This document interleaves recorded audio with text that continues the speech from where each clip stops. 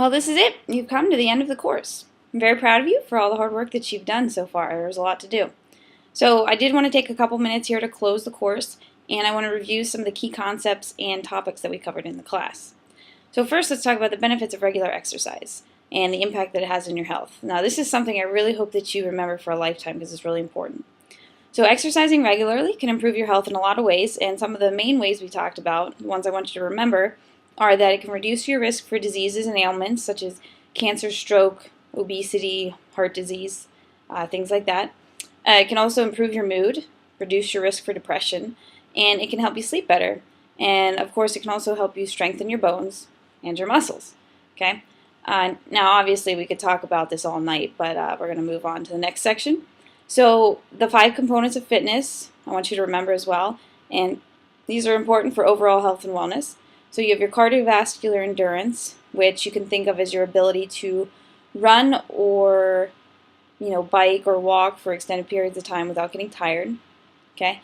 You also have your muscular strength and endurance, which involves your muscles building strength to be able to exert a large force. Weightlifting is a good example of both of these. Flexibility is your body's ability to move your joints in a full range of motion. So I want you to think about yoga and stretching. And lastly, body composition is the ratio of bone, fat, muscle, and fluid that makes up your entire body weight. Okay, and just remember, a healthy body has more muscle and bone than fat. So your 5 components of fitness, you have cardiovascular endurance, muscular strength, muscular endurance, flexibility, and body composition. Now, safety is also important to remember during exercise. It's paramount. You should always think about safety whenever you're choosing an activity. So just remember preparation, get your checkups, make sure you have what you need, do your warm-up before you get started. Hydrate, so make sure you're drinking water before, during, and after your activity. Make sure you have the right gear. So for example, if you're going skiing, you got to have your boots, your skis, your hats, your gloves, helmet, mittens, everything. So make sure that you have what you need. If you don't know what you need, make sure that you contact your physical education teacher, your coach, use the internet, you go to your local sporting goods store, plenty of places for you to find out what you need. And lastly, make sure that you allow time for rest and recovery.